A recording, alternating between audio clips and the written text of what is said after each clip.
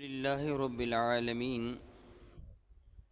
الصلاة والسلام علی سید الانبیاء والمرسلین وعلی آلہ واصحابہ اجمعین اما بعد اعوذ باللہ من الشیطان الرجیم بسم اللہ الرحمن الرحیم ان اللہ وملائکتہ یصلون علی النبی یا ایہا الذین آمنوا صلوا علیہ وسلموا تسلیما اللہم صل وسلم وبارک علی سیدنا و مولانا و نبینا محمد النبی الامی الکریم وعلی آلہ واصحابہ اجمعین۔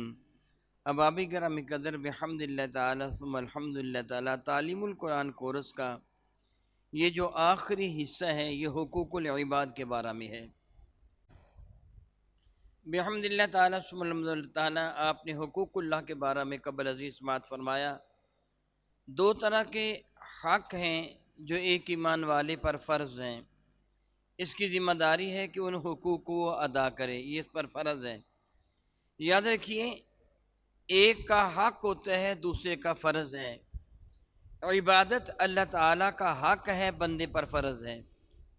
رب کائنات جل وعلا کو لا شریک ماننا یہ اللہ تعالیٰ کا حق ہے، بندے پر یہ فرض ہے کہ اللہ تعالیٰ کو لا شریک مانے اللہ عدل کے قیاس۔ اسی طرح مخلوق کے کچھ حقوق ہیں جو آپس میں ایک دوسرے کے فرائض ہیں۔ اللہ تعالیٰ جل وعلا اور اس کے رسول صلی اللہ تعالیٰ علیہ وسلم کے بعد حقوق العباد میں، یعنی اللہ تعالیٰ تو اللہ ہے نا، حضور مخلوق ہیں، مخلوق میں سب سے بڑا حق میرے نبی کا ہے۔ حضور کے بعد جس کا حق سب سے بڑا ہے وہ والدین ہیں۔ رب ذوالجلال قرآن مجید فرقان حمید میں ارشاد فرماتے ہیں وَقَضَىٰ رَبُّكَ أَلَّا تَعْبُدُوا إِلَّا إِيَّاهُ وَبِالْوَالِدَيْنِ إِحْسَانًا۔ وَقَضَىٰ رَبُّكَ، تیرے رب کا یہ فیصلہ ہے، یہ حکم ہے، یہ تیرے رب کا ارشاد گرامی قدر ہے، یہی فیصلہ ہے کہ اللہ تعبدوا الا ایاہ، خبردار خبردار اللہ تعالیٰ جل وعلا کے سوا تم کسی کی عبادت نہ کرنا۔ وبالوالدین احسانا، اور والدین کے ساتھ احسان کرنا، ان کے ساتھ بھلائی کا سلوک کرنا۔ یہ میں انشاءاللہ تعالیٰ احسان کے بارے میں آئندہ عرض کروں گا۔ گویا اللہ تعالیٰ نے اپنی عبادت کے بعد والدین کا ذکر فرمایا۔ شاید کسی بندے کے ذہن میں آ جائے کہ رسول رحمت کا ذکر نہیں کیا گیا، رب کی خبر ہی رسول نے دی ہے، عبادت نام ہی رسول رحمت صلی اللہ علیہ وسلم کی اداؤں کو اپنانا ہے۔ اس لیے جب یہ کہہ دیا اللہ تعبدوا الا ایاہ، اللہ کے سوا کسی کی عبادت نہ کرنا، تو عبادت بندہ کیسے کرے گا؟ اسے کیا پتہ عبادت کیا ہوتی ہے، کس چیز کا نام عبادت ہے؟ جب تک وہ دربار رسالت پہ سر نہیں جھکائے گا نا، اسے عبادت کی خبر ہی نہیں ہوگی۔ اس لیے ضمن رسالت کا ذکر آ گیا۔ والدین کا ذکر فرمایا کہ والدین کے ساتھ حسن سلوک کرو۔ میں کہوں گا والدین میں والد کا درجہ بہت بلند و بالا ہے، اور ماں کا درجہ بھی۔ مائیں یوں کہیے کہ ایمان والوں کی مائیں دو قسم کی ہیں۔ میں نے کیا کہہ دیا؟ مائیں ایک روحانی ماں ہے، ایک جسمانی ماں ہے۔ ایک وہ ماں ہے کہ جس کے لیے اللہ تعالیٰ نے فرمایا وہ تمہاری ماں ہے تو دوسری ماں کو بھی اللہ نے ہی فرمایا کہ وہ تیری ماں ہے، لیکن اس ماں کے ماں ہونے کی خبر کہ یہ میری ماں ہے، اس ماں کے ماں ہونے کی خبر دنیا والوں نے دی۔ ایک وہ ماں ہے کہ جس کے ماں ہونے کی خبر رب کائنات نے دی ہے۔ بعض اوقات ایسے ہوتا ہے نا کہ کوئی بچہ لے پالک ہوتا ہے اور اڈاپٹ کیا ہوا ہوتا ہے، وہ بچپنے میں بعض اوقات چند دن کا ہوتا ہے جب کوئی اسے اپنی گود میں لے لیتا ہے۔ اللہ تعالیٰ معاف فرمائے، بعض اوقات کوئی بچہ لاوارث کسی کو مل جاتا ہے، اس بچے کی وہ پرورش کر لیتا ہے اور پوری زندگی اسے نہیں بتاتا کہ تو کس کا بیٹا ہے یا کس کی بیٹی ہے، اسے پتہ نہیں ہوتا، وہ نہیں جانتا، اسے یہی محسوس ہوتا کہ جو میرے پالنے والے یہی میری ماں ہے، یہی میرا باپ ہے، حالانکہ وہ اس کی اصل ماں اور باپ نہیں ہوتے، اس کے اصل ماں اور باپ نہیں ہوتے، مگر وہ کیا سمجھتا ہے یہ میرے اصل ماں اور باپ ہیں، یعنی غلطی پر ہوتا ہے۔ میں یہ بتانا چاہتا ہوں کہ جس کو تو ماں کہتا ہے، جس کو تو باپ کہتا ہے، ہو سکتا ہے کہ تو غلطی پر ہو، لیکن جس کو اللہ نے تیری ماں کہہ دیا وہ تو غلطی سے مبرہ ہے، منزہ ہے، اس کی جانب تو غلطی کی نسبت کی ہی نہیں جا سکتی۔ دیکھیے رب کائنات جل وعلا قرآن مجید فرقان نوید میں ارشاد فرماتے ہیں، النبی اولا بالمؤمنین من انفسہم وازواجہ امہاتہم، النبی اولا بالمؤمنین، اللہ اکبر اللہ اکبر اللہ اکبر۔ ذرا رفتار کلام کو ملاحظہ کیجئے، رب کائنات نے یہ نہیں فرمایا کہ نبی اولا ہیں سارے انسانوں میں، نہیں، النبی اولا بالمؤمنین، نبی اولا ہیں، قریب ہیں، مالک ہیں، آقا ہیں، وارث ہیں ایمان والوں کے۔ اللہ اکبر اللہ، جو ایمان والا ہے وہ اپنے نبی کو کیا سمجھے گا؟ میرے نبی میرے قریب بھی ہیں، میرے آقا بھی ہیں، میرے وارث بھی ہیں، ایمان والا سمجھے گا، کافر نہیں سمجھے گا۔ کافر ان کو نہ قریب جانے گا، نہ ان کو اپنا آقا جانے گا، نہ اپنا وارث جانے گا۔ النبی اولا بالمؤمنین من انفسہم وازواجہ امہاتہم، نبی کی بیویاں ایمان والوں کی مائیں ہیں، یعنی روحانی مائیں ہیں۔ نبی کی بیویاں ایمان والوں کی روحانی مائیں ہیں۔ روح کا درجہ بدن کے مقابلہ میں زیادہ ہوتا ہے، جسم مر جاتا ہے، روح مرتی نہیں، روح نکلتی ہے۔ وہ تب مرے گی جب اللہ تعالیٰ جل وعلا قیامت کے قریب جا کر سب پر موت مسلط فرما دے گا، تب روح مرے گی، اس سے پہلے روح مرتی نہیں ہے۔ احکامات جو نافذ ہوتے ہیں وہ روح پہ ہوتے ہیں، بدن تو گل سڑ جاتا ہے، ختم ہو جاتا ہے، گویا روح کا درجہ بدن کے مقابلے میں زیادہ ہے۔ اس لیے میں آج بات کروں گا ان ماؤں کی جو ہماری روحانی مائیں ہیں، جو ہماری کیا ہیں بلا؟ اولاد پر فرض کیا ہے کہ اپنی ماں کی عزت کریں، اپنی ماں کی عزت کریں، اور ماں کا حق کیا ہے؟ اولاد کا فرض کیا ہے کہ ماں کی عزت کریں، ماں کا حق ہے کہ اولاد اس کی عزت کرے، اس کی تعظیم و توقیر کی جائے۔ رب کائنات جل وعلا نے جو ہمیں کریم آقا رسول عربی شفیع معظم رحمت کے وسیلہ جلہ سے مائیں عطا فرمائیں۔ یہاں ایک بات قابل غور ہے کہ اللہ تعالیٰ نے میرے نبی کو باپ نہیں فرمایا، نبی کو اولا فرمایا، بہت افضل و اعلیٰ، وارث، آقا، قریب، کئی معنی ہیں لفظ اولا کے۔ رب کائنات جل وعلا نے شاید، حقیقت سے تو میرا اللہ واقف ہے، باپ اس لیے نہیں فرمایا کہ پھر لوگ کہیں گے نبی کی تعظیم باپ کے برابر کرو، اللہ نے نبی کو باپ کیا، کہا ہزاروں نہیں کروڑوں باپ میرے نبی کے قدموں پر قربان۔ باپ کی حیثیت کیا ہے نبی کے مقابلہ میں؟ اس کی عزت کیا ہے نبی کے مقابلہ میں؟ اللہ کے بعد کائنات میں سب سے بڑھ کر عزت میرے نبی کے لیے ہے، اس لیے اللہ تعالیٰ نے ان کو باپ نہیں فرمایا، البتہ ان کی بیویوں کو ہماری مائیں قرار دے دیا۔ ازواج مطہرات کے درجات وراء الورا ہیں، وراء الورا ہیں، وراء الورا ہیں۔ ان کی عزت و عظمت کو رب کائنات نے چار چاند لگا دیے، ان کو پروردگار عالم نے عظمت و رفعت کی بلندیوں تک پہنچا دیا۔ ان میں ہماری ایک ماں پر ایک الزام لگا تھا۔ میں دراصل یہ بتانا چاہتا ہوں کہ اللہ تعالیٰ جل وعلا کو میرے نبی کی ازواج مطہرات سے کس قدر محبت ہے۔ اگر میرے آقا رسول عربی کی زوجہ محترمہ پر کوئی الزام لگا تو اس کی صفائی اور گواہی خالق کائنات نے خود ارشاد فرمائی ہے۔ الزام لگ جانا کوئی بڑی بات نہیں ہوتی، الزام موسیٰ کلیم اللہ پر بھی لگا تھا۔ حضرت سیدہ موسیٰ کلیم اللہ لوگوں کے سامنے کرتا شریف نہیں اتارا کرتے تھے، جس طرح ہم ہوتے ہیں نا، گرمی کا موسم ہو تو کرتا اتار کے بیٹھ جاتے ہیں۔ یہ ناجائز تو نہیں ہے، لیکن یہ اچھا بھی نہیں ہے۔ یہ جو سلیم الطبع لوگ ہوتے ہیں ان کے نزدیک یہ بات اچھی نہیں ہے کہ بندہ محفل میں بیٹھے لوگوں کے پاس کرتا اتارا ہوا ہو، محض طامت پہنا ہوا ہو، یہ بات اچھی محسوس نہیں ہوتی۔ سیدنا موسیٰ کلیم اللہ اپنا مبارک کرتا نہیں اتارا کرتے تھے، اپنے گھر اتارتے ہوں گے، لیکن یقیناً اتارتے جب کپڑے چینج کیے جاتے ہیں، لیکن عوام الناس کے سامنے نبی بڑے باحیا ہوتے ہیں۔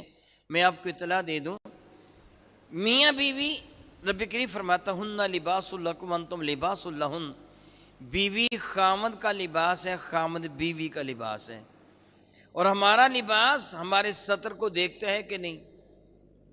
بھئی جو ہمارا لباس ہم نے پہننا ہے یہ سطر کو ڈھانپتا ہے نا، دیکھتا بھی ہے نا۔ اگر خامد بیوی یا بیوی خامد کے سطر کو دیکھ لے تو گناہ گار نہیں ہوتے۔ میرے نبی کے حیا کا اندازہ کیجیے، امہات المومنین نے میرے نبی کے سطر کو دیکھا ہی نہیں ہے، حدیث مبارکہ ہے، اس قدر نبی باحیا ہوتے ہیں۔ اور میرے نبی صلی اللہ علیہ وسلم نے کبھی بھی تہمد شیفہ باندھے بغیر غسل نہیں فرمایا۔ ہم بے لباس ہو کے غسل کر لیتے ہیں نا، غسل خانہ میں ناجائز نہیں ہے، جائز ہے، لیکن میرے نبی کا انداز حیا یہ تھا کہ حضور نے کبھی بھی تنہائی میں بھی تہمد شیفہ باندھے بغیر غسل نہیں فرمایا۔ نبیوں کے حیا کا یہی عالم ہوتا ہے۔ سیدنا موسیٰ کلیم اللہ حیا کی وجہ سے کرتا نہیں اتارتے تھے۔ معاذ اللہ آپ کی قوم یہودیوں نے حضرت موسیٰ کلیم اللہ پر الزام لگا دیا کہ ان کے جسم پر معاذ اللہ برس، یہ جو پھلویری جسے آپ کہتے ہیں، ان کے جسم پر وہ برس کے داغ ہیں، وہ داغوں کو چھپانے کے لیے کرتا پہنے ہوئے ہیں۔ باقی لوگ تو بغیر کرتے کے بھی آ جاتے ہیں، بلکہ معاذ اللہ تعالیٰ سبحان اللہ تعالیٰ اس زمانہ میں صورتحال اتنی ابتر تھی کہ تہمد بھی نہیں باندھتے تھے بعض اوقات۔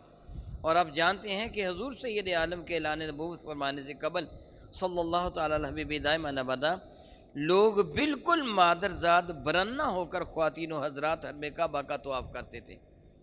بدکاری عام تھی جانوروں کی طرح، بنا بری اتنا زیادہ حیا نہیں تھا، لیکن انبیاء علیہ السلام تو حیا والے ہیں۔ میرے کریم آقا رسول عربی شفیع معظم رحمت اللہ کی بات سب سے بڑھ کر حیا والے، باقی انبیاء بھی حیا والے۔ میں عرض کر رہا تھا موسیٰ کلیم اللہ اپنا کرتا نہیں اتارتے تھے، بنی اسرائیل والوں نے آپ پر الزام لگا دیا، تو ایک دن کا ذکر ہے کہ آپ تہمد شیفہ زیب تن فرما دریا میں غسل فرما رہے تھے، اور آپ نے اپنا کرتا شیف امامہ شیف اتار کر قریبی پتھر پہ رکھ دیا، پتھر پہ رکھ کر خود دریا میں اتر گئے۔ بنی اسرائیل کے افراد وہاں موجود تھے، دریا کے کنارے پر موجود تھے۔ حضرت سیدنا موسیٰ کلیم اللہ غسل فرما رہے تھے، غسل فرما کے بعد نکلے، تہمد شیفہ تو زیبتن تھا ہی، یعنی سطر شیف تو ڈھانپا ہوا تھا، تو وہ پتھر جب آپ اس کے قریب آئے تاکہ کرتا شیف اٹھائیں اور پہن لیں تو پتھر آپ کا کرتا لے کے بھاگ گیا۔ حضرت موسیٰ کلیم اللہ پتھر کے پیچھے دوڑے تاکہ اسے اپنا کرتا پکڑ لیں، وہ بھاگ پڑا۔ لوگوں نے دیکھ لیا تو موسیٰ کلیم اللہ کو یہ منظر دیکھا تو ان کو نظر آ گیا کہ موسیٰ کلیم اللہ کا بدن مبارکہ تو بڑا ہی خوبصورت ہے، بڑا ہی حسین ہے۔ حضرت موسیٰ کلیم اللہ نے پتھر کو اپنے عصا سے مارا اور پتھر پر نشانات بھی بن گئے۔ یہ حدیث مبارکہ ہے جو میں آپ کو عرض کر رہا ہوں، حدیث کا مفہوم عرض کر رہا ہوں۔ موسیٰ کلیم اللہ پر قوم نے الزام لگایا تو اللہ نے ان کو بری ذمہ کس طرح فرمایا؟ پتھر کے ذریعے سے، یعنی پتھر آپ کے کپڑے لے کے بھاگا تو لوگوں کو پتہ چل گیا آپ کا جسم خوبصورت ہے، کوئی عیب نہیں ہے۔ نبی پر عیب کا الزام لگا تو اللہ تعالیٰ نے اس پتھر کو، اور آپ یہ بھی جانتے ہیں کہ الزام حضرت سیدنا یوسف علیہ نبینا علیہ السلام پر بھی لگا تھا نا، زلیخا نے الزام لگایا تھا، یاد ہے نا آپ کو؟ تو اس کو اللہ تعالیٰ نے کس طرح سیدنا یوسف علیہ السلام سے اس الزام کو دور کیا؟ ایک وہ بچہ جو پنگوڑے میں پڑا تھا اس سے فیصلہ کیا کہ دیکھو ان کا کرتا اگر آگے سے پھٹا ہوا ہے تو پھر یہ عورت سچی ہے، اگر پیچھے سے پھٹا ہوا ہے تو پھر یوسف سچے ہیں۔ دیکھا گیا تو کرتا پیچھے سے پھٹا تھا، آ گئی، یعنی ایک بچے کے ذریعے حضرت یوسف علیہ السلام سے اس الزام کو دور کر دیا گیا۔ یہ بھی اللہ کے نبی ہیں۔ حضرت عیسیٰ علیہ السلام کی ماں پر الزام لگا تھا کہ یہ بچہ تو کہاں سے لے کے آئی ہے، تو اللہ تعالیٰ نے حضرت عیسیٰ علیہ السلام کو قوت گویائی عطا فرمائی۔ حضرت عیسیٰ نے اپنی ماں کی پاک دامنی کا اعلان کیا۔ ایسے ہوا نا، تفصیل میں جانے کی ضرورت نہیں۔ اللہ اکبر، نبیوں کا درجہ تو بہت بلند و بالا ہے۔ ہم اہل سنت و جماعت کے عقیدہ کے مطابق کوئی بھی غیر نبی نبی کے درجہ کے برابر نہیں ہو سکتا۔ کوئی بھی غیر نبی کوئی بھی کیوں نہ ہو وہ نبی کے درجہ کے برابر نہیں ہو سکتا۔ میں نے 3 انبیاء علیہ السلام کے اسماء گرام قدر کا ذکر کیا کہ ان 3 انبیاء علیہ السلام پر سیدنا موسیٰ کلیم اللہ کا نام میں نے لیا، حضرت سیدنا یوسف علیہ نبینا علیہ السلام کا، سیدنا عیسیٰ روح اللہ علیہ نبینا علیہ السلام کا میں نے ذکر کیا۔ ان پر الزام لگا تو اللہ تعالیٰ نے دنیاوی اشیاء سے اس الزام کو رد کیا، لیکن جب میرے نبی پر نہیں، میرے نبی کی زوجہ محترمہ پر الزام لگا تو ان کی برات کا اعلان خود خالق کائنات نے کیا۔ اللہ اکبر، اللہ اکبر، اللہ اکبر۔ ان کے پاک دامن ہونے کی گواہی رب کائنات نے ارشاد گرامی قدر فرمائی۔ میں اختصار کے ساتھ پہلے عرض کروں گا کہ آپ پر الزام کیا لگا تھا، پس منظر اس کا کیا تھا۔ حضرت سیدہ عائشہ صدیقہ رضی اللہ تعالی عنہ ہی راوی ہیں، اور ان کے سوا یہ حدیث مبارکہ کئی صحابہ کرام سے مروی ہے۔ میں ان سب احادیث مبارکہ کا خلاصہ آپ کے سامنے ذکر کروں گا۔ عائشہ صدیقہ فرماتی ہیں رضی اللہ تعالی عنہ، حضور سید عالم صلی اللہ تعالی علیہ وسلم کی عادت مبارکہ تھی کہ جب میرے کریم آقا کسی لمبے سفر پر روانہ ہونا چاہتے تو ازواج مطہرات کے درمیان قرعہ اندازی فرمایا کرتے تھے کہ سفر میں رسول رحمت کی خدمت کے لیے کون سی ہماری ماں حضور کے ہمراہ جائیں گی۔ سرکار کے خیمہ شیفہ میں سرکار کی خدمت کے لیے، کھانا پیش کرنے کے لیے، پانی پیش کرنے کے لیے، بستر مبارکہ صحیح کرنے کے لیے کون سی ام المومنین ہماری ماں حضور کی خدمت کے لیے حضور کی معیت میں جائیں گی۔ قرآن اندازی فرماتے گویا اللہ اکبر، اللہ اکبر، اللہ اکبر۔ میرے نبی اپنے رب پر کتنا بھروسہ رکھتے تھے کہ مولا جس کو تو چاہے گا میں ساتھ لے کے جاؤں گا، مگر نہ خاوند کی محبت کا تقاضا ہے کہ میں اس کو لے کے جاؤں گا، میں اس کو لے کے جاؤں گا۔ کوئی کہے میں آپ کے ساتھ جانا چاہتی ہوں، کوئی کہے میں جانا چاہتی ہوں۔ میرے نبی کتنے کریم ہیں، کسی کا دل بھی نہیں توڑتے اور تمام تر بھروسہ اپنے رب پہ رکھتے ہیں۔ مولا تعالیٰ میں ان کی بات نہیں مانوں گا، یہ کہتی مجھے لے جاؤ، یہ کہتی مجھے لے جاؤ، یہ کہتی مجھے لے جاؤ، نہیں، قرآن اندازی کروں گا، جس کو تو اجازت دے گا میں اسے ساتھ لے جاؤں گا۔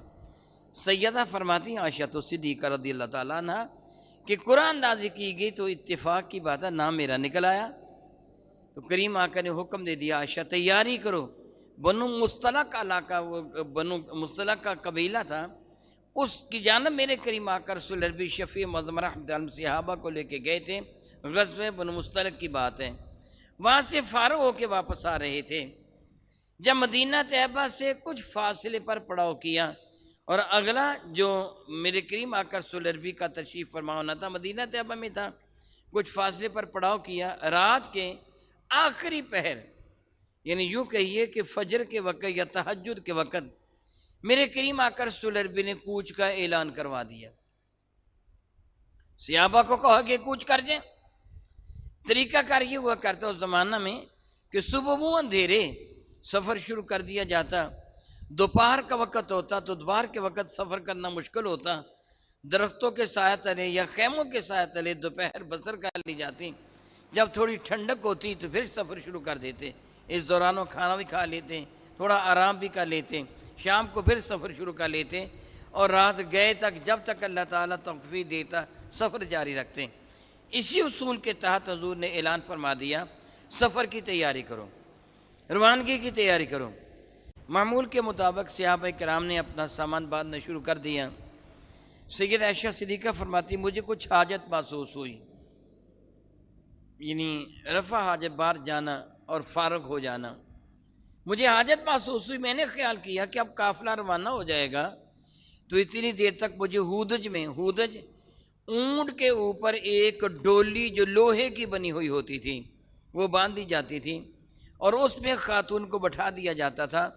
ہودج جو لوہے کا بنا ہوا وہ ڈولی، وہ جو حضرت عائشہ صدیقہ کے لیے خیمہ کے قریب رکھی جاتی تھی، عائشہ صدیقہ اس پہ بیٹھ جاتی تھی، پھر پردہ، پھر صحابہ کرام آتے اس ہودج کو اٹھاتے اونٹی پر کس دیتے۔ حضرت عائشہ صدیقہ نے خیال کیا سارا دن، آدھا دن تو کم از کم سفر کرنا ہوگا نا، صبح اس وقت سے لے کے پھر دوپہر تک مسلسل سفر کرنا ہے، پھر پیشاب و پخانہ سے فارغ ہو جانا بہتر ہے۔ آپ کو حاجت محسوس ہوئی اور آپ کریم آقا صلی اللہ علیہ وسلم کی اجازت سے لشکر سے باہر تشریف لے گئیں، کچھ فاصلے پر تشریف لے گئیں، فارغ ہو کر واپس آئیں تو آپ نے ملاحظہ کیا کہ آپ کا ہار موجود نہیں تھا، عقیق یمنی کا قیمتی ہار تھا جو آپ کو کسی نے پیش کیا تھا، آپ نے اس کو زیب تن، کسی خاتون کا ہار تھا، آپ نے زیب تن فرمایا تھا، آپ نے خیال کہ وہ ہار گم ہو گیا، فلاں خاتون کا تھا، اب دوبارہ واپس گئے ہار لینے کے لیے، تو ہار کو تلاش کرنے لگے، اندھیرا تھا، جس طرح میں نے ابھی عرض کیا، منہ اندھیرے سفر پروانہ ہونا تھا، وہ تشریف لے گئی، رسول رحمت بھی اپنے خیمہ سے باہر تشریف لے جا چکے تھے، میرے کریم آقا کی موجودگی میں عائشہ صدیقہ خیمہ کے اندر تھی، سرکار خیمہ سے باہر تشریف لے گئے انتظام السلام کے لیے، صحابہ کرام نے اس ہودج کو اٹھایا اور عائشہ صدیقہ تو اپنے ہار کی تلاش میں گئی ہوئی تھی، ہودج کو اونٹی پر کس دیا، ہودج لوہے کا تھا، وزنی تھا، حضرت عائشہ صدیقہ کی عمر ابتدائی تھی، بچپنا تھا، اور یہ اتنی چھوٹی عمر میں ان کو پتہ ہی نہیں چلا لوگوں کو کہ ان میں عائشہ صدیقہ موجود ہیں کہ نہیں ہے، اونٹی پر ہودج کس دیا گیا، میرے کریم آقا اپنے مبارک اونٹ پر تشریف فرما ہوئے روانہ ہو گیا، عائشہ صدیقہ آئیں تو قافلہ جا چکا تھا، پریشان ہوگی کہ اب کیا بنے گا، اس زمانہ میں ایک طریقہ کار اختیار کیا جاتا تھا، ایک شخص تھا کہ جو آگے آگے چلا کرتا تھا، ایک شخص تھا جو آگے آگے چلا کرتا تھا، اسے فرد کہتے تھے، اور ایک شخص تھا جو پیچھے رہا کرتا تھا، اس کو عاقب کہتے تھے، پیچھے رہنے والا، عقب پچھواڑے کو کہتے ہیں، اگلے کی ڈیوٹی یہ ہوتی تھی کہ تو ہمارے قافلے کے پہنچنے سے پہلے پہلے جگہ کا انتخاب کرنا ہے کہ قافلہ کہاں لگے گا، انتظام انسلام وہاں کرنا، چند آدمی جا کر انتظام کا لیتے اور پھر قافلے والے پہنچ جاتے، جو پیچھے رہنے والا ہوتا اس کی یہ ڈیوٹی تھی کہ قافلے والوں کی کوئی شے اگر گر جائے تو پیچھے پیچھے رہنا ہے، وہ شے تو نے اٹھانی ہے اور اہل قافلہ تک پہنچانی ہے، کسی دیانتدار امانتدار شخص کی یہ ڈیوٹی لگائی جاتی تھی، صحابہ سارے ہی امانتدار اور دیانتدار ہیں، ایماندار ہیں،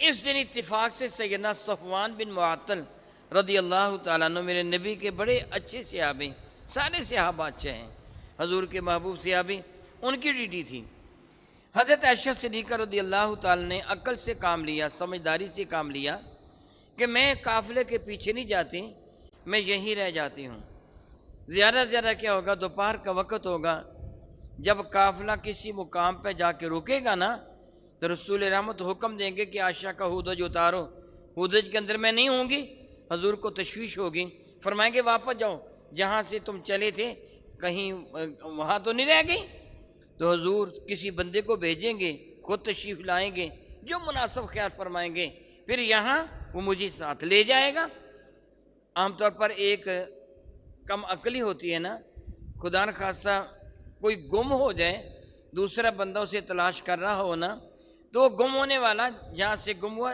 دائیں بائیں ہو جاتا ہے، تلاش کرنے والا سمجھتا ہے میں یہاں چھوڑ کے گیا تھا، وہ اس کو تلاش کرتا ہے، اس کو تلاش کرتا ہے، مصیبت بن جاتی ہے، لیکن اگر گم ہونے والا جہاں سے بچھڑا تھا وہیں کھڑا ہو جائے تو تلاش کرنے والا پہلے وہیں آئے گا نا، یہاں سے بچھڑا تھا، عائشہ صدیقہ نے اس دانائی سے کام لیا، وہیں بیٹھ گئیں، لیٹ گئیں، نیند آ گئی، سو گئی، صفوان بن معطل منہ اندھیرے ہی تھوڑی سی روشنی ہوئی تو آئے تاکہ دیکھیں کہ قافلے کی کوئی شے بڑی شے رہ تو نہیں گئی، ان کی ڈیوٹی تھی، انہوں نے سورج کے نکلنے سے پہلے تک جب تک اچھی طرح اجالا نہ پھیل جاتا انہوں نے اس میدان کو چیک کرنا تھا، قافلے والوں کی کوئی شے جلدی میں رہ تو نہیں گئی، کچھ چیزیں سمیٹ کر انہوں نے آنی تھی، یہ منتظر تھے سورج کے طلوع ہونے سے قبل والا وہ ماحول جو روشنی والا ہوتا ہے، اسفار اسے کہتے ہیں، جب یہ اس میدان میں آئے تو دیکھا کہ یہ تو کوئی سویا ہوا ہے، کیونکہ پردے کی ایتیں نازل ہونے سے پہلے خواتین امہات المومنین بھی لوگوں کے سامنے آتی جاتی تھیں، انہوں نے ان کو دیکھا ہوا تھا، انہوں نے خیال کیا شاید کیا، بلند آواز سے کہنے لگے، جب ان کو لیٹے ہوئے دیکھا معلوم نہیں زندہ ہے یا مردہ ہے، کیا یا کیا نہیں، ان کے ذہن میں کیا تھا یہ وہ جانتے ہیں یا میرا اللہ جانتا ہے، البتہ انہوں نے بلند آواز سے پڑھا انا للہ و انا الیہ راجعون۔ اس کی دو صورتیں ہو سکتی ہیں، ایک تو یہ بڑی مصیبت کہ یہ تو پیچھے رہ گئی، قافلے والے چلے گئے، اور دوسرا بعض علماء کہتے ہیں وہ سمجھا ہوگا شاید یہ فوت نہ ہو گئی ہوں، لیکن فوت ہو جائیں تو قافلے والے چھوڑ کے تو جائیں گے، قبر بنا کے دفن کر کے جائیں گے۔ بلند آواز سے انا للہ و انا راجعون پڑھا تو عائشہ صدیقہ فرماتے اس کی آواز سن کر میری آنکھ کھل گئی، میں نے جلدی جلدی چادر سے پردہ کر لیا اور اٹھ کے بیٹھ گئی۔ صفوان بن معطل نے اس کے سوا کوئی بات نہیں کی۔ عائشہ تم پیچھے رہ گئی ہو، سبب کیا بنا کیا نہیں بنا؟ اللہ اکبر، میرے کریم آقا کے غلاموں کے دل میں میرے نبی کی بڑی عقیدت و محبت تھی، بہت احترام تھا۔ تم سوچ بھی نہیں سکتے کہ صحابہ کرام کے دل میں میرے نبی کا کتنا زیادہ احترام تھا۔ میرے کریم کے سامنے بیٹھتے تھے تو اس قدر احترام کے ساتھ گویا سروں پر پرندے بیٹھے ہوئے ہیں، معمولی سی دائیں بائیں بھی حرکت نہیں کرتے تھے کہ جس طرح پرندہ سر پہ بیٹھا ہو تو بندہ بڑا محتاط ہوتا ہے، میں نے حرکت کی تو پرندہ اڑ جائے گا، صحابہ اس طرح میرے نبی کے دربار میں بیٹھتے تھے۔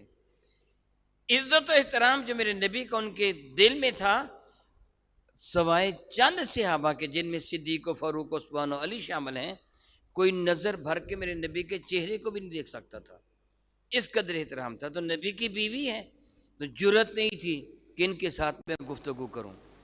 کیا انہوں نے کیا؟ اپنی اونٹنی وہ لے کے آئے، اونٹنی کو حضرت عائشہ صدیقہ کے قریب بٹھا دیا، بٹھا کر اس کے گھٹنے کو باندھا نہیں، اس کے اوپر پاؤں رکھ دیا تاکہ اونٹنی کھڑی نہ ہو سکے۔ عائشہ تو صدیقہ سب کچھ سمجھ گئیں کہ یہ اونٹنی قریب کیوں لے کے آئے ہیں، انہوں نے کچھ نہیں عرض کیا۔ عائشہ تو صدیقہ اٹھی اسی طرح پردے کے ساتھ اونٹنی پر بیٹھ گئیں، اور اونٹنی پر کجاوا تھا، بیٹھنے کا سامان تھا، صحیح انداز تھا، البتہ اس کے اوپر وہ ہودج نہیں تھا۔ جس طرح مرد بیٹھ جاتے اونٹنی پر، اس کے اوپر جو کجاوا یعنی کاٹھی نماشا ہے، حضرت عائشہ صدیقہ اس پہ بیٹھ گئیں۔ انہوں نے اونٹنی کی مہار پکڑی اور پیدل چل دیے۔ دوپہر کے وقت تک وہ قافلہ جہاں جا کے رکا تھا، ان کے رکنے تک یہ بھی وہاں پہنچ گئے۔ قدرے تیز چلے، فاصلہ وقت بھی بہت زیادہ نہیں بیتا تھا، پہنچ گئے۔ اتفاق کی بات ہے کہ جب یہ قافلہ میں شامل ہونے لگے، داخل ہونے لگے، تو منافقین اس غزوہ میں حضور سید عالم کی معیت میں تھے، مال غنیمت کی لالچ میں کہ کوئی دولت مل جائے گی۔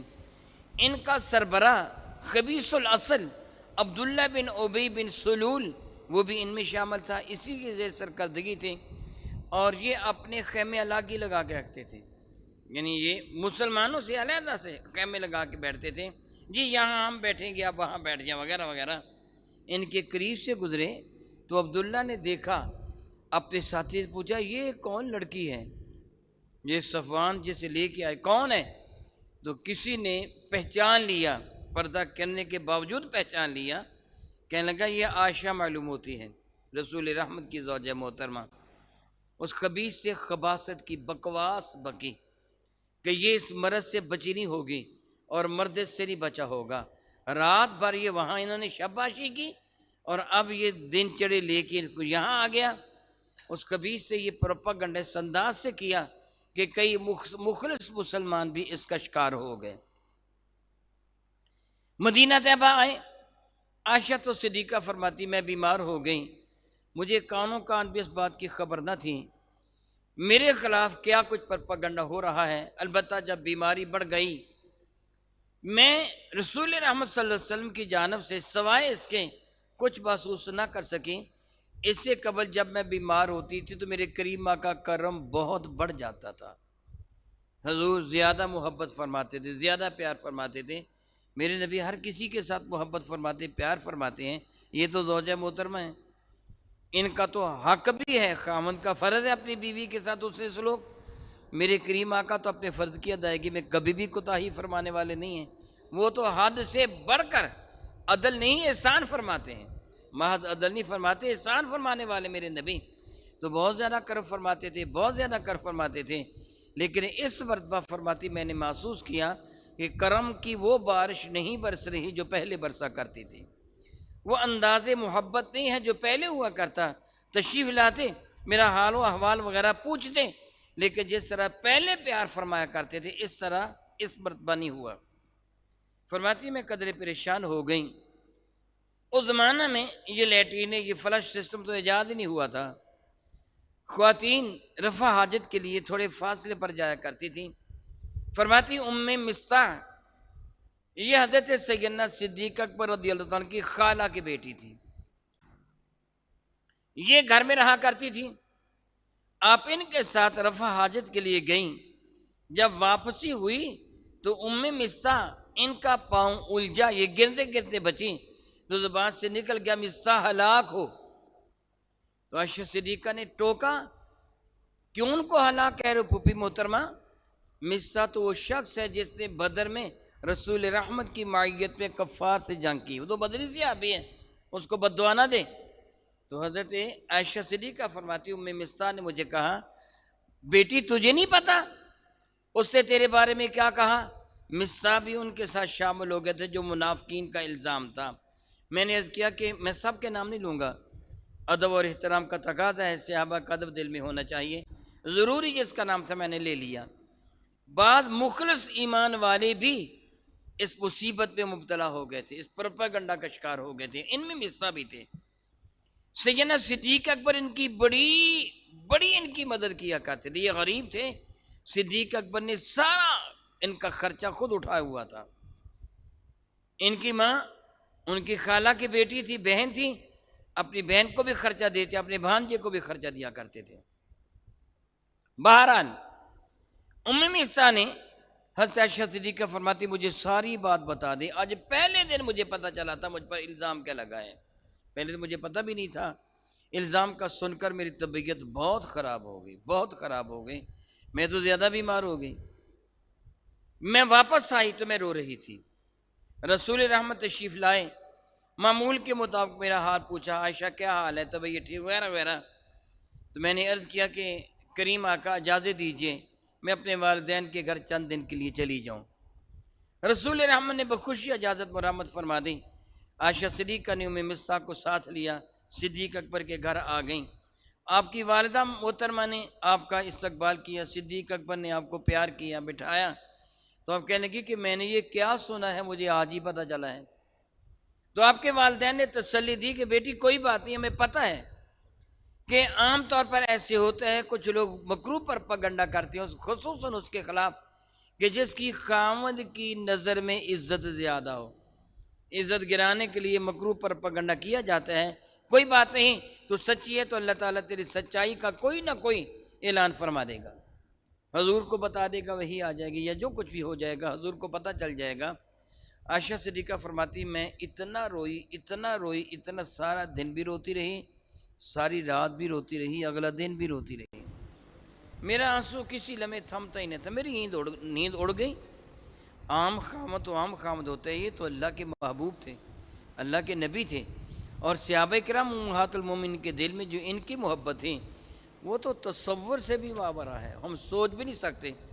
کوئی بیوی اپنے خامد سے وہ پیار نہیں کر سکتی جو امہات المومنین میرے نبی سے کرتی تھی، اور کوئی خامد اپنی بیویوں سے وہ پیار نہیں کر سکتا جو میرے نبی اپنی ازواج مطہرہ ہماری ماؤں سے کرتے تھے. ساری امت سے پیار فرماتے ہیں. عائشہ صدیقہ کو یہ بات شدت کے ساتھ محسوس ہوئی. عائشہ صدیقہ فرماتی رسول رحمت میری تیمارداری کے لیے گھر تشریف لاتے، میں رو رہی ہوتی، کبھی مجھ سے پوچھ لیتے، کبھی اہل خانہ سے پوچھ لیتے تمہارے بیمار کا کیا حال ہے. لیکن کریم آقا کی شان کریمی دیکھیے، تشریف لاتے رہیں. رب ذوالجلال کی شان بے نیازی دیکھیے. ہمارا عقیدہ کیا ہے؟ رب کریم ہی اپنے محبوب مکرم کو علم عطا فرماتا، ہمارا یہ عقیدہ ہے. عالم الغیب فلا یظہر علی غیبہ احدا الا من ارتضی من رسول. میرا اللہ اپنے مرتضی رسولوں کو علم غیب عطا فرماتا ہے، از خود نبی کو علم غیب نہیں ہوتا، اللہ کی عطا سے ہے. کیا بنا ہمارا عقیدہ ہے؟ اللہ کی عطا سے ہے، رب کریم کی عطا کے بغیر نہیں ہے. بغیر عطا کے جو علم ہے وہ اللہ کے پاس ہے، اس کا ذاتی علم ہے. نبی کا علم عطائی علم ہے، ذاتی علم نہیں ہے. اللہ تعالیٰ نے، میں لفظ جان بوجھ کر بھی نہیں کہہ سکتا یہ بھی اللہ تعالیٰ کی شان کے لائق نہیں ہے.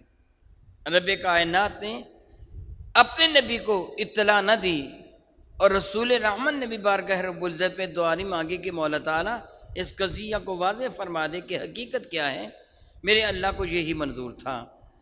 یہ بات خوب مشہور ہو جائے، کیونکہ جتنی زیادہ مشہور ہو جائے گی نا، جب عزت و عظمت کا اعلان ہوگا وہ بھی اسی قدر مشہور ہو جائے گا۔ اللہ تعالیٰ کو شاید یہی منظور تھا۔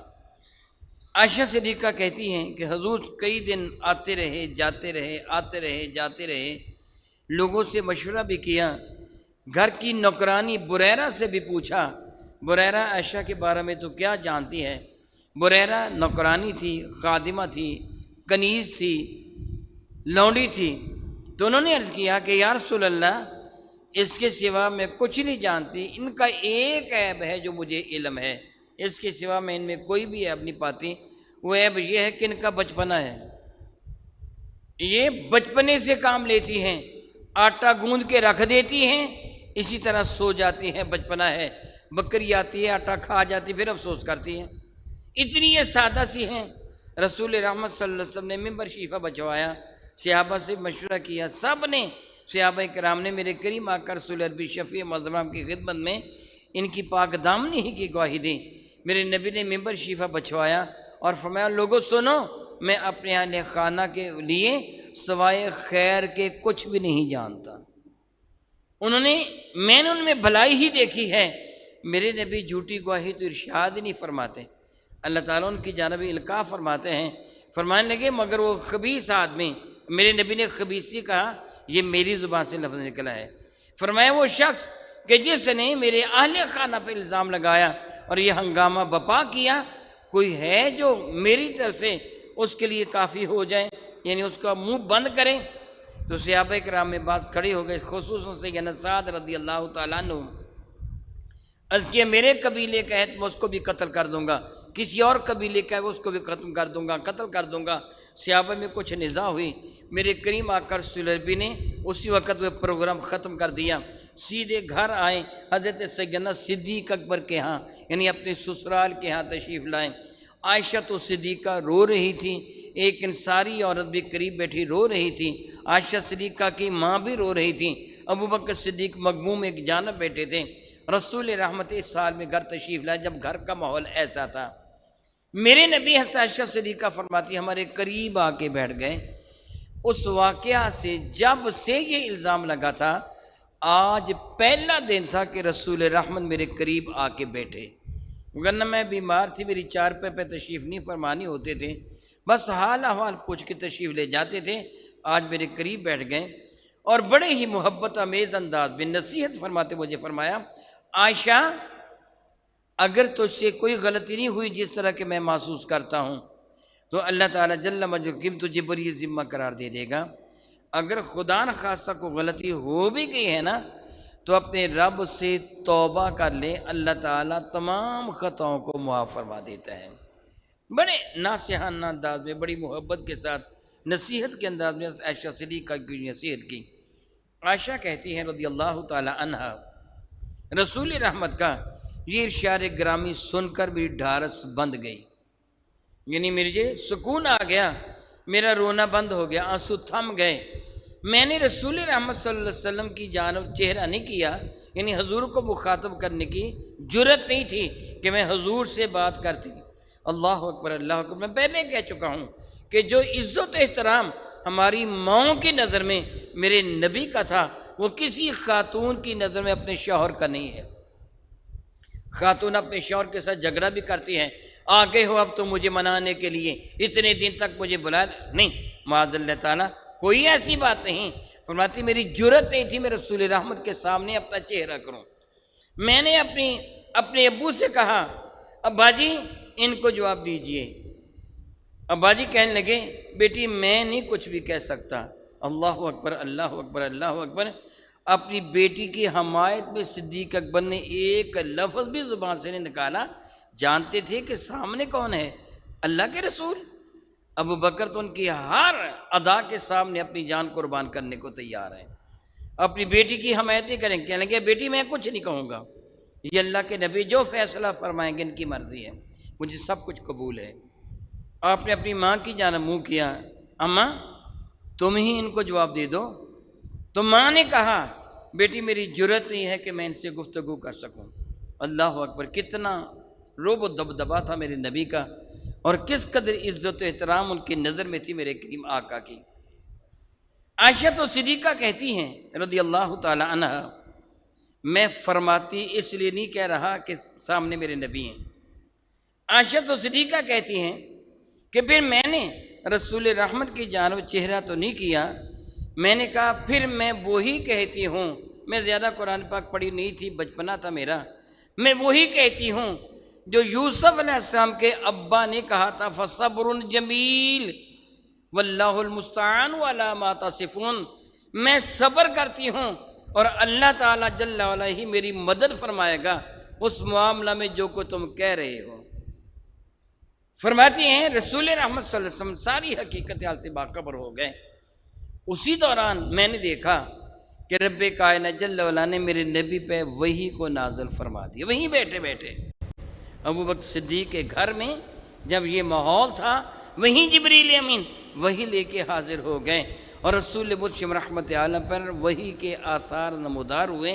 ام المومنین فرماتی ہیں سخت سردی کے موسم میں بھی جب نزول وحی ہوا کرتا تھا تو نبی مرشد رحمت عالم کی مبارک پیشانی پر چاندی کے موتیوں کی طرح پسینے کے قطرے نظر آیا کرتے تھے، رخ زیبا دھمک اڑتا تھا، چاند کا ٹکڑا چاند کی حیثیت کیا ہے، نہایت ہی حسین و جمیل ہو جاتا تھا، مبارک چہرے پر خصوصاً پیشانی پر پسینے کے قطرات نظر آتے تھے شدید سردی کے موسم میں بھی۔ جب وحی کے آثار ختم ہوئے، وحی مکمل ہوئی، تو رسول رحمت صلی اللہ علیہ وسلم نے مسکرا کر بہت خوش ہو کر کہا عائشہ تجھے خوشخبری ہو، مبارک ہو، بشارت ہو تجھے، اللہ تعالیٰ نے تیری برات کا اعلان فرما دیا ہے۔ یہ سن کر سب لوگوں میں خوشی کی لہر دوڑ گئی۔ میری ماں جلدی جلدی اٹھی، بے تابانہ انداز میں مجھے کہا عائشہ جلدی کر، رسول رحمت کا شکریہ ادا کر، رسول رحمت کا شکریہ ادا کر۔ اللہ اکبر، اللہ اکبر، اللہ اکبر۔ اس وقت کیفیت کیا تھی؟ تو عائشہ تو صدیقہ نے جواب کیا دیا؟ کہنے لگی میں ان کا نہیں، اس اللہ کا شکر ادا کرتی ہوں جس نے میری برات کا اعلان کیا ہے، میں اس اللہ کا شکر ادا کرتی ہوں۔ پھر میرے نبی نے ان آیات مبارکہ کی تلاوت فرمائی جو میں اب آپ کے سامنے جن کا کچھ ترجمہ پیش کروں گا۔ میں محسوس کر رہا ہوں وقت کی کچھ کمی ہے، میں شاید آج پورا ترجمہ پیش نہ کر سکوں۔ اللہ نے اگر مجھے زندگی دی اور اس سے منظور ہوا تو انشاءاللہ تعالی آئندہ سبق میں بقیہ حصہ کروں گا۔ رب ذوالجلال نے قرآن مجید فرقان مجید کی آیات کریمہ سورۃ النور کا نزول فرمایا۔ اللہ اکبر، اللہ اکبر، اللہ اکبر۔ اے عائشہ صدیقہ رضی اللہ تعالی عنہ، رب کائنات ان پہ اپنی بے شمار رحمتوں کا نزول فرمائے۔ میرے نبی کی نسبت کی وجہ سے جس کو جو ملا میرے نبی کی نسبت کی وجہ سے ملا ہے، جس کو جو بھی ملا ہے میرے نبی کی وجہ سے ملا ہے۔ جو میرے نبی سے متعلق ہو گیا رب کائنات اس کا درجہ ورا الورا فرما دیا۔ اللہ تعالیٰ نے میرے نبی کے وسیلہ سے آپ کو کتنی عظیم شان عطا فرمائی کہ قیامت تک کے لیے آپ کی پاک دامنی، آپ کی عفت و طہارت کا ڈنکا قیامت تک بجتا رہے گا۔ جو بھی ایمان والا قرآن پاک پر یقین رکھنے والا ہوگا کبھی بھی آپ کی گستاخی نہیں کرے گا، کبھی بھی آپ کی گستاخی نہیں کرے گا۔ رب کائنات نے قرآن کریم نازل فرمایا۔ سورہ النور میں ابتدا میں رب کائنات جل وعلا نے ایک قانون ذکر فرما دیا۔ میں پہلے قانون کا تذکرہ کرتا ہوں۔ اللہ نے قانون کیا فرمایا؟ الزانیۃ والزانی فاجلدوا کل واحد منہما مئۃ جلدہ۔ اگر غیر شادی شدہ مرد اور عورت آپس میں برا فعل کریں تو ان دونوں کو 100 کوڑا مارو۔ وَلَا تَأْخُذُوا بِهِمَا رَأْفَةٌ فِي دِينِ اللَّهِ، خبردار اللہ تعالیٰ کا حکم نافذ کرنے میں تمہیں ذرا بھی کسی پہ رحم نہ آئے، نرمی نہ کرنا، 100 کوڑا مارنا۔ یہ ہے غیر شادی شدہ کے لیے، اور شادی شدہ کو رجم کرنا میرے نبی کی سنت مبارکہ اور عمل مبارکہ سے ثابت۔ رب کریم فرماتے ہیں ان کنتم تؤمنون باللہ والیوم الآخر، اگر تم اللہ تعالیٰ اور قیامت کے دن پر ایمان لاتے ہو، ولیشہد عذابہما چاہیے کہ حاضر ہو جائیں ان دونوں کو سزا دیتے وقت، طائفۃ من المؤمنین، ایمان والوں کا ایک گروہ وہاں موجود ہو جب تم ان کو سزا دو، رجم کی سزا دو یا کوڑے مارنے کی سزا دو، علل اعلان، لوگوں کی موجودگی میں یہ نفاذ سزا کا، یہ جو حد کا نفاذ کرنا ہے اس کو قتل کرنا مقصود نہیں ہے، وہ کرنا ہوتا کہ اس کو تنہائی میں قتل کر دو، نہیں، قتل کرنا مقصود نہیں ہے، کوڑے مارنا مقصود نہیں ہے، باقی لوگوں کو نصیحت دینا بھی مقصود ہے، ان کی موجودگی میں عمل کرو تاکہ آئندہ برائی جڑ سے ختم ہو جائے۔ اسلام نے یہی طریقہ اپنایا ہے کہ برائی کو دبایا نہیں ہے، جڑ سے ختم کیا ہے۔ جب تم لوگوں کے سامنے کوڑے مارو گے نا تو باقیوں کو کان ہو جائیں گے کہ جو یہ جرم کرے گا اس کو یہ سزا ملے گی۔ رب کریم فرماتا ہے الزانی لا ینکح الا زانیۃ، زانی زانیہ سے نکاح کرتے ہیں، اور مشرکۃ یا مشرکہ عورتوں سے نکاح کرتے ہیں، والزانیۃ لا ینکحها الا زان، اور مشرکن، اور اسی طرح بدکار عورت بدکار مرد سے شادی کرتی ہے یا مشرک بندے سے شادی کرتی ہے، وحرم ذلک علی المؤمنین، یہ ایمان والوں پر حرام ہے۔ اللہ اکبر، یہ قانون بتا دیا کہ بدکار عورت بدکار سے شادی کرتی ہے، اللہ یعوذ باللہ تعالیٰ، تم بیوی کو بدکار قرار دو گے تو پھر اس کے خاوند کے لیے کیا کہو گے؟ ذرا سوچو، ذرا غور کرو۔ آگے دیکھیے رب کریم ارشاد فرماتے ہیں والذین یرمون، وہ لوگ جو الزام لگاتے ہیں، رمی کا معنی ہوتا ہے دور سے چیز کو پھینکنا، پتھر وغیرہ پھینکنا، جس رمی جمار کہا جاتا ہے، مراد الزام تراشی ہے۔ والذین، وہ لوگ یرمون جو الزام لگاتے ہیں، محصنات، نیک پارسا عورتوں پر، ثم لم یأتوا باربعۃ شہداء، پھر وہ 4 گواہ لے کے نہیں آتے، یعنی جو بندہ الزام لگائے کسی خاتون پر، کسی پاک دامن عورت پر الزام لگائے، آپ اسے کہیں کہ 4 گواہ لے کے آ۔ کتنے گواہ لے کے آ؟ وہ چاروں آ کر اس بات کی گواہی دی ہم نے اپنی آنکھوں سے یہ جرم کرتے ہوئے دیکھا ہے۔ وہ 4 گواہ لے کے آئیں، ثم لم یأتوا باربعۃ شہداء، وہ 4 گواہ اگر لے کے نہیں آتے تو فجلدوہم 80 جلدہ، ان کو 80 کوڑے مارو، یعنی ان کو کیا کہا جائے گا؟ 4 گواہ، بتائیے بھلا، 4 گواہ لے کے آؤ جو عینی شاہد ہوں، جو خود دیکھ کر گواہی دے کہ ہم نے اس کو جرم کرتے ہوئے دیکھا، اور اگر یہ گواہ لے کے نہ آئیں، اللہ اکبر اللہ اکبر، لم یاتوا باربعۃ شہداء، یہ 4 گواہ لے کے نہ آئیں تو فجلدوہم 80 جلدہ، ان کو 80 کوڑے مارو۔ اللہ اکبر اللہ اکبر اللہ اکبر۔ پہلے انبیاء علیہ السلام پر الزام لگا تو الزام لگانے والوں کو کوئی سزا نہیں دی گئی۔ میرے نبی کی شان دیکھیے، میرے نبی پر نہیں، میرے نبی کی بیوی پر الزام لگا تو رب کائنات نے سزا کا اعلان کر دیا۔ کتنے کتنے کوڑے مارنے ہیں؟ 80 کوڑے۔ اور دوسری سزا کیا ہے؟ وَلَا تَقْبَلُوا لَهُمْ شَهَادَةً أَبَدًا، آئندہ کبھی بھی ان کی گواہی قبول نہ کرنا، ہمیشہ کے لیے مردود الشہادہ قرار دے دو، آئندہ ان کی گواہی کو قبول نہ کرنا۔ وَأُولَٰئِكُمُ الْفَاسِقُونَ، یہ لوگ فاسق ہیں، ہاں البتہ إِلَّا الَّذِينَ تَابُوا مِن بَعْدِ ذَلِكَ وَأَصْلَحُوا، جو توبہ کر لیں اس کے بعد اور اپنی اصلاح کر لیں، نیکوکار ہو جائیں، فَإِنَّ اللَّهَ غَفُورٌ رَحِيمٌ، پھر ان کو اللہ تعالیٰ معاف فرما دے گا کہ معاف فرمانے والا مہربان ہے۔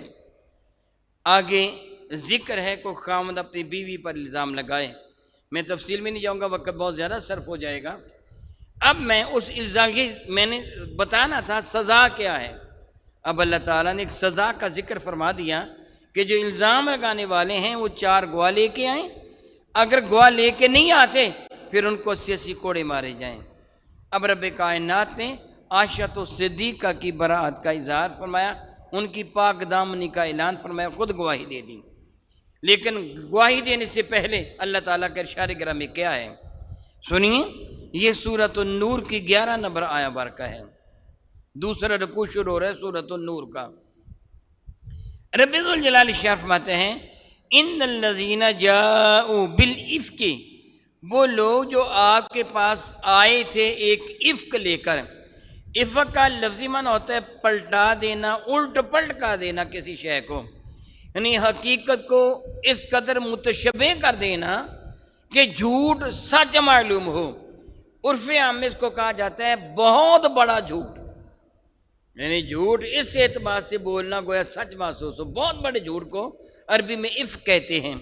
اللہ تعالیٰ فرماتا ہے ان الذین، بے شک وہ لوگ، جاؤ بالافک، جو افک لے کے آئے، بہت بڑا الزام جھوٹ لے کے آئے، عصبۃ، وہ ایک گروہ تھا، منکم، تم میں سے، بعض مخلص ایمان والے بھی تھے اور بعض وہ تھے جو خود کو ایمان والے تو کہتے تھے مگر کون تھے؟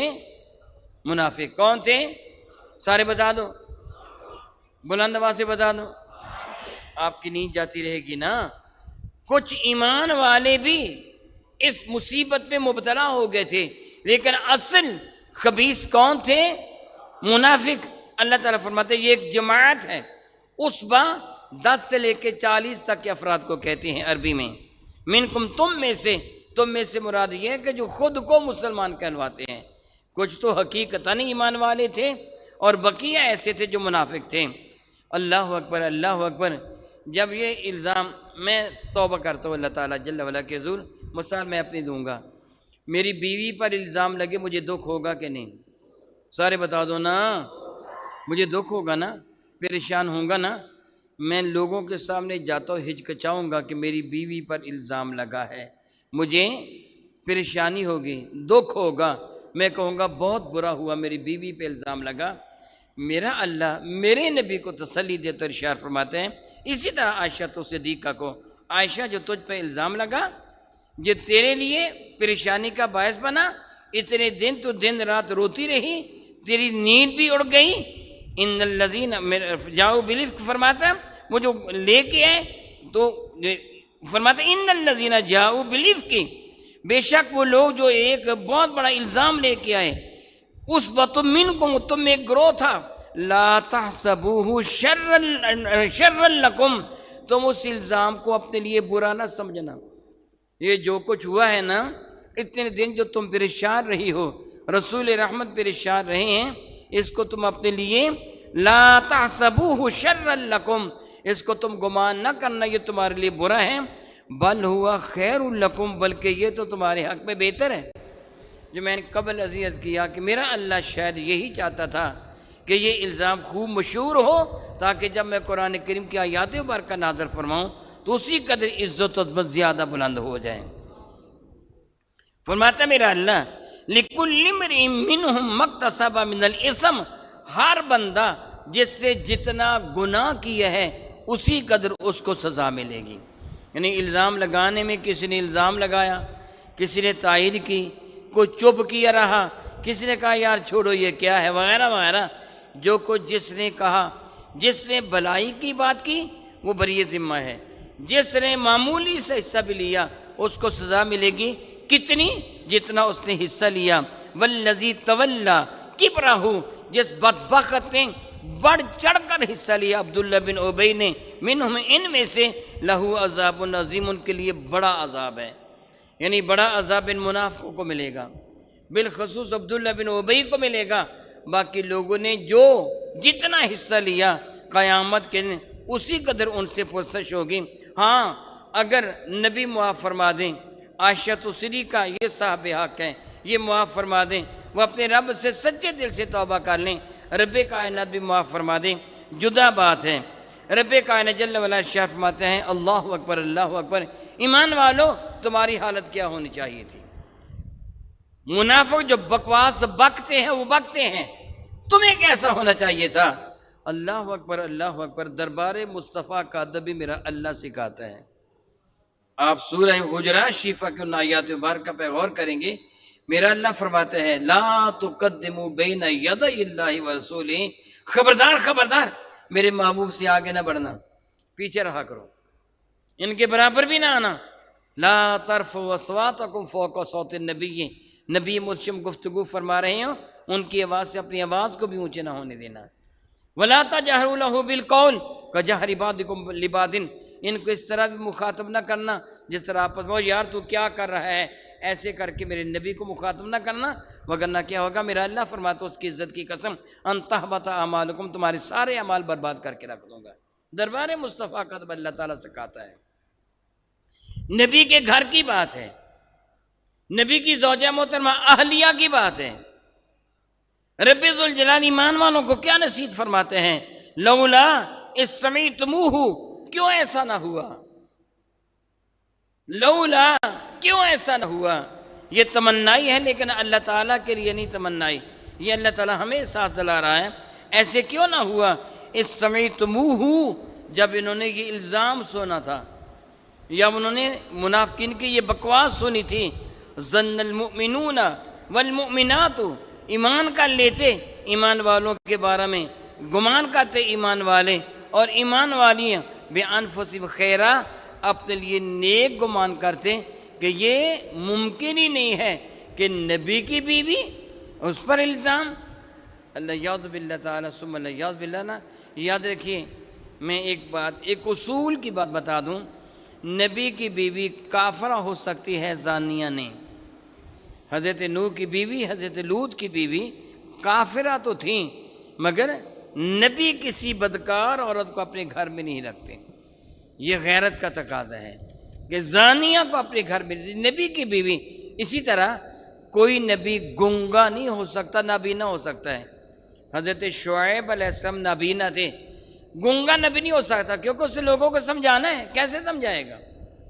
اس طرح نبی کی بیوی بدکار نہیں ہوتی، ہاں اگر وہ کافرہ تھی جدا بات ہے۔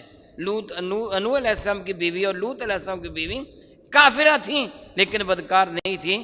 رب کریم فرماتا ہے ایسے کیوں نہ ہوا، یہ گمان کرتے نبی کے بارے میں کہ نبی کی بیوی، اللہ اکبر اللہ اکبر اللہ اکبر، حدیث مبارکہ سے ثابت ہے، میرے کریم آقا کی خدمت میں جبریل آئے۔ کیا بولا میں نے کہا؟ کون آیا؟ جبریل آئے۔ اللہ اکبر اللہ اکبر اللہ اکبر، انداز خطیبہ نہ ہوتا تو میں کہتا فلاں سے سدرت منتہا سے پرواز کی، یہ کیا وہ کیا فلاں کیا۔ رب نے جبریل کو بھیجا، بات کیا ہوئی تھی؟ جبریل نے آ کے کہا یا رسول اللہ، آپ کے نالائن مقدس کو مچھر کا خون لگ گیا ہے، صاف کر لیجئے۔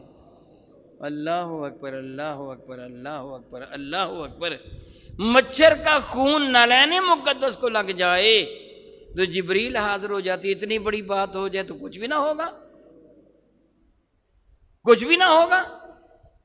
مبارک چارپائی کے نیچے پلہ موجود ہو، اللہ اکبر اللہ، تو اس کی اطلاع دے دی جاتی ہے کہ کتے کا بچہ کوئی پلہ چلتا گھومتا پھرتا آپ کے تخت مبارکہ کے نیچے آ گیا ہے، یہ بھی قابل برداشت نہیں ہے۔ آپ جانتے ہیں ہمارا عقیدہ ہے، میرے کریم کے جسم انور پر تو یہ گندی مکھی بھی نہیں بیٹھتی تھی، اللہ نے ان کی حفاظت فرمائی تھی۔ تو یہ کیوں کر ممکن تھا کہ اتنی بڑی بات ہو جائے اور اللہ تعالیٰ وہی نازل نہ فرمائے؟ وہ تو پہلے دن ہی فرمائے، ممکن ہی نہیں ہے۔ حفاظت کیسے کرنی عزت کی؟ اللہ اکبر اللہ اکبر اللہ اکبر۔ میں توبہ کرتا ہوں اللہ تعالیٰ کے حضور، مثال نہیں دے سکتا، میں مثال آپ کو سمجھانے کے لیے کہہ رہا ہوں۔ میں بے حیثیت باپ ہونے کے اپنے بیٹے کی بیوی، اپنی بہو کی عزت کی حفاظت کروں گا یا نہیں؟ اپنے بیٹے کی عزت کی حفاظت کروں گا کہ نہیں؟ اپنی بہو کی عزت کی بھی حفاظت کروں گا، میں اپنے بیٹے کی عزت کی حفاظت کروں گا، اپنی بیٹی کی عزت کی حفاظت کروں گا۔ بعض اوقات باپ اپنی بیٹی، سسر اپنی بہو یا اپنے بیٹے کی عزت کی حفاظت کرتا، اپنی جان تک قربان کر دیتا ہے۔ ایسے ہو جاتا ہے نا، میں بندے کی بات کرتا ہوں، وہ تو میرا اللہ ہے، وہ تو کن کہہ کے سب کچھ فرما سکتا ہے، فرما دیتا ہے، سکتا نہیں بولے فرماتا ہے، وہ تو کن کہہ کے سب کچھ نافذ فرما دیتا ہے۔ تو وہ کیسے برداشت کرتا کہ بیوی ہو میرے محبوب کی اور ایسے ایسے کر کے ہو جائے؟ یہ تو الزام نبی پہ لگے گا، نسبت ان کے ساتھ ہے، ان کے نالین مقدس کو مچھر کا خون لگ جائے، رب یہ برداشت نہیں فرماتا، اتنی بڑی بات برداشت فرما لیتا۔ تو رب کریم فرماتا ہے کیوں ایسے نہ ہوا کہ وہ کیا بیان فسم خیرہ، وہ سوچتے کہ ایسے نہیں ہو سکتا، بھلا ہی سوچتے، وقالو، وہ کہہ دیتے ھذا افک مبین، یہ تو کھلم کھلا جھوٹ ہے، بہت بڑی بکواس ہے جو عائشہ صدیقہ کی شان میں بکی گئی ہے۔ ایمان والوں کو اسی وقت یہ جملہ کہہ دینا چاہیے تھا، آنکھیں بند کر کے کہہ دینا چاہیے تھا۔ اللہ اکبر، اللہ اکبر، اللہ اکبر۔ نبی پر الزام، نبی پر نہیں، نبی کی بیوی پر الزام لگا تو رب کائنات نے کس قدر قہر و غضب کا اظہار فرمایا۔ تمہارا ایمان والوں فرض کیا تھا؟ الزام کو سن کر کیا کہتے؟ بتاؤ بھلا، یہ بہت بڑا جھوٹ ہے، کیا بھلا یہ بہت بڑا، کیا بھلا یہ بہت بڑا؟